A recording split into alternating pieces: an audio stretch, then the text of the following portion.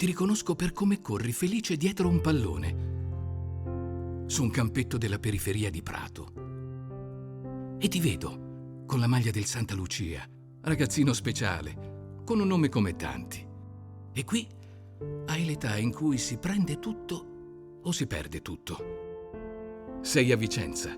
Cartoline dal passato, da una storia appassionata, d'amore e di pallone. Pablito, per i tifosi lui è il campione. Per qualcuno è Paolo, l'amico, il padre, il marito. Ma per tutti è Paolo Rossi. La sua vita, dai campi di Prato a Vicenza, la maglia che lo ha lanciato, la città che lo ha adottato. Un figlio, un fratello indimenticato, indimenticabile, il bomber, la sua maglia numero 9 che resta per sempre indelebile nei ricordi, ma anche il presente e il futuro sono pieni di lui. Le scritte sui muri, le foto davanti allo stadio, la statua che lo ricorderà davanti alla sede dell'ANE, in largo Paolo Rossi 9. E poi nasce un progetto che unisce arte e sport per celebrare una delle icone indiscusse del calcio italiano, mondiale. Un progetto chiamato Il mio nome è Paolo Rossi. È un'operazione anche di ricordo di Paolo Rossi, cittadino onorario, e a cui abbiamo voluto dedicare una serie di iniziative, tra cui questa, in ricordo anche della sua figura, di ciò che ha rappresentato, dei valori che ha rappresentato.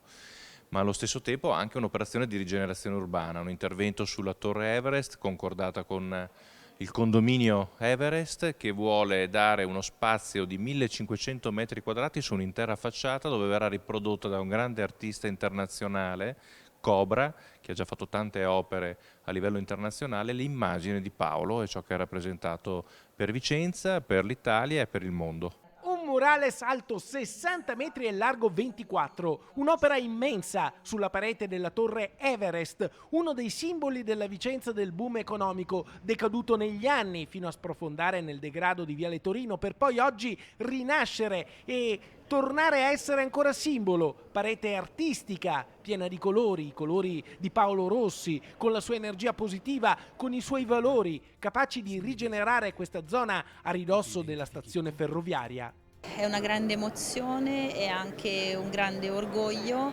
pensare che Paolo venga rappresentato in un edificio di Vicenza, quindi la sua seconda città, la città che ha sempre amato e che lo ha sempre amato, venga rappresentato appunto in questo palazzo in segno anche di vittoria, no? Come simbolo di vittoria e di riscatto. Papà è come se non se ne fosse mai andato per nessuno, che a Vicenza un'opera dedicata a lui, se lo merita, un'opera di un grande artista. Sono curiosissimo di vederlo all'opera e quindi lo aspettiamo a braccia aperte.